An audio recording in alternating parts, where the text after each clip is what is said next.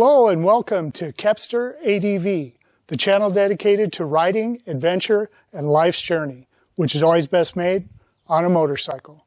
My name's Kep, and today I'm coming to you from my driveway with a comparison of two popular touring motorcycles. On my right, I have the 2011 Harley Davidson FLHTK, or the Ultra Limited, and on my left, we have the 2015 BMW R1200GS Adventure. Now, both of these bikes are my personal bikes, and I've put a lot of miles on them. Today, we're going to go over some of my likes and dislikes and a little bit of information about the entirely different personalities that these bikes have. Now, the FLHTK, or the Ultra Limited, is a very classic Harley Davidson design, which really hasn't changed too dramatically in appearance for many years now. It's a very comfortable motorcycle. It's a great long-distance touring motorcycle. Has a very comfortable seat for both the rider and the passenger, and it's also got the tour pack. This bike is also nice in the sense that it's got a stereo with 4 speakers, 2 here in the rear, as well as 2 in the front. And overall, it makes just a really nice bike to travel on, especially if you're riding with a passenger. My wife really enjoys riding on this motorcycle, and typically the only time you'll see me on it with the tour pack and this seat is if she's on the back.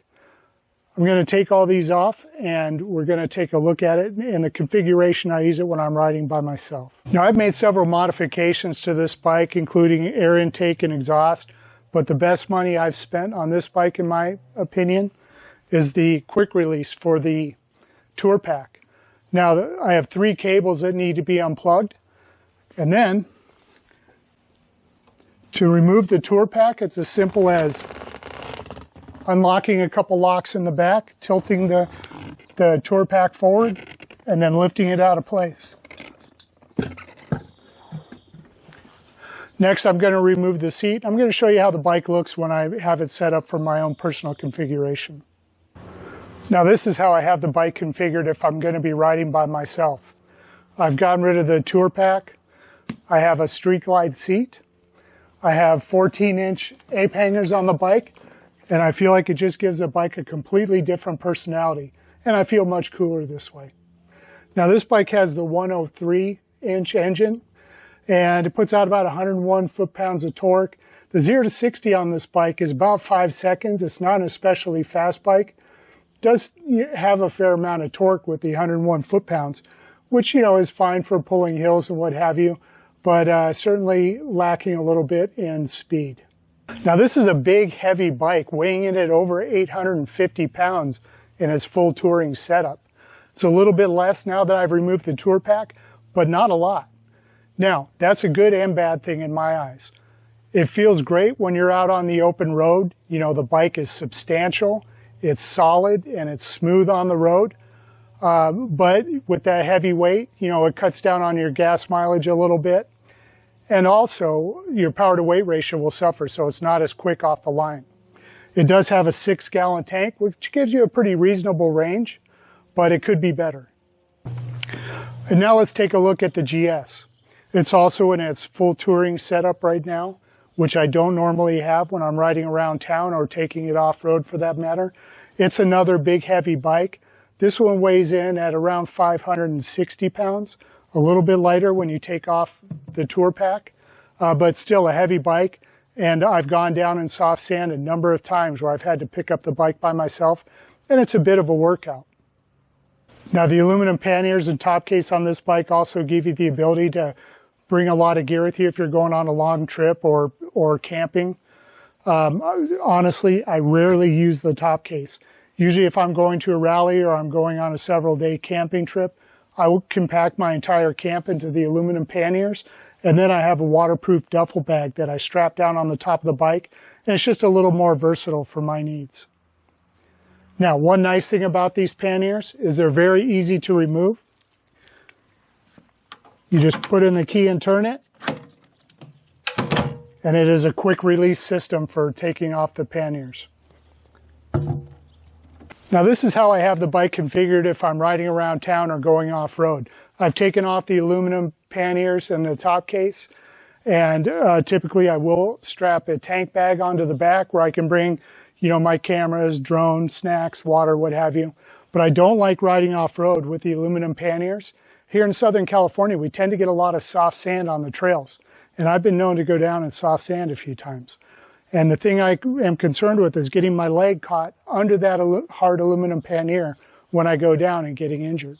Now, one of the complaints or subjects of debate about the R1200GS Adventure is the sheer size of the bike. It is a big bike. It's tall and it's wide, and it's also heavy, coming in at about 573 pounds.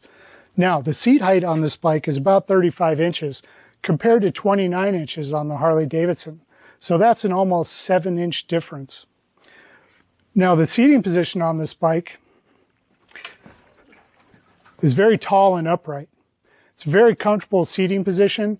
I've taken some very long trips on this bike, and I'm always very comfortable in this upright, straight position. Another one of the things I see people complain about, or even people are concerned about because of things they've read on forums, is the ability to put your feet flat on the ground when you're sitting on the seat. Now, I'm about 5'10", and if I'm putting both feet down, as you can see, I'm on my toes.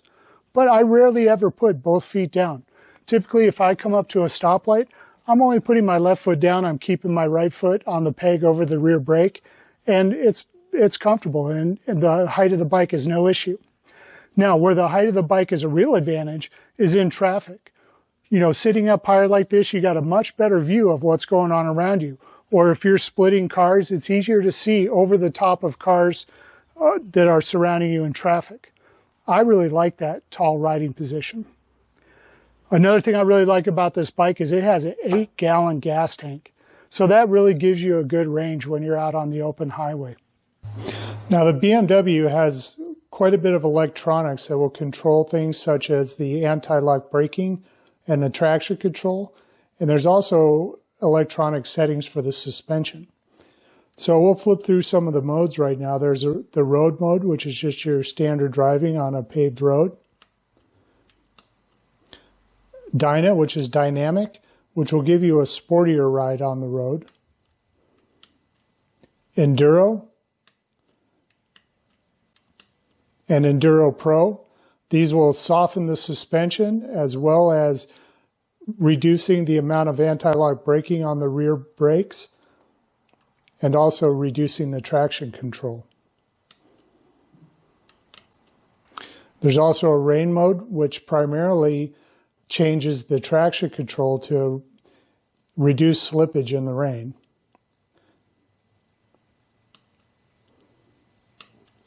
And back to road.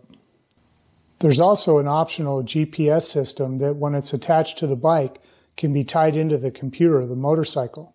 What you're looking at now is the Bmw Motorrad Navigator Six. One of the nice things is it can be controlled by the wheel on the left handle grip. It allows you to zoom in or out and to toggle through the different functions of the GPS unit itself. And you can scroll through the menu using the wheel and then select. Now, this screen here gives you a lot of statistical data about the motorcycle, including the odometer, the voltage, fuel economy, outside air temperature, etc. This is the wheel that controls the functions of the GPS unit.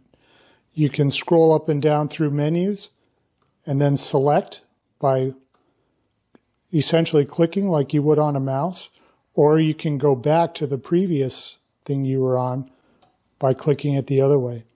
This is a really handy unit when you're on the road. It allows you to look at a lot of functions on the GPS unit without having to take your hands off the handle grips.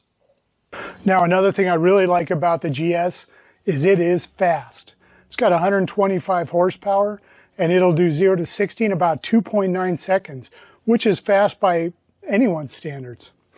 It also handles great. You'd be surprised, even with 50/50 dual sport tires on here, how nicely it dives into turns and just really sticks on the way through the turns. I really have a sense of confidence when I'm riding this bike. If I come into a turn too hot, I just lean it in a little harder and I pull right through. I really love the way this bike feels on the road, and I have absolutely no complaints about that. In fact, as far as the ride goes, I do feel that the ride of the GS is better than that of the Harley. It's more powerful, it's fast, and it's also a smoother ride. If I'm riding down the road that has a lot of little bumps in it, I'll feel those more on the Harley Davidson than I will on the GS.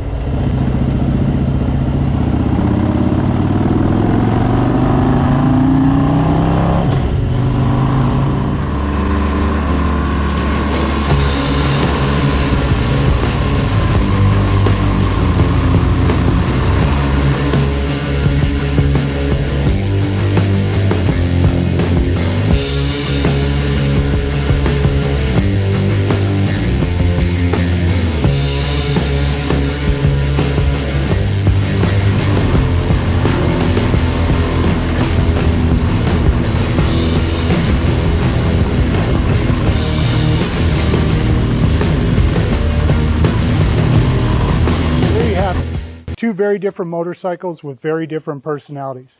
Now, I've owned both of these motorcycles for some time and put a lot of miles on them both, and I truly love them both. But if I had to choose one bike to have for the rest of my life, it would have to be the BMW R1200GS Adventure. It just does everything I want it to do. It's powerful, it's fast, it's comfortable, and although I love the Harley, it just can't compete with the versatility of the GS Adventure. So if you're in the market for a bike, I hope you were able to get something helpful out of this video. And until next time, we'll see you soon on Kepster ADV.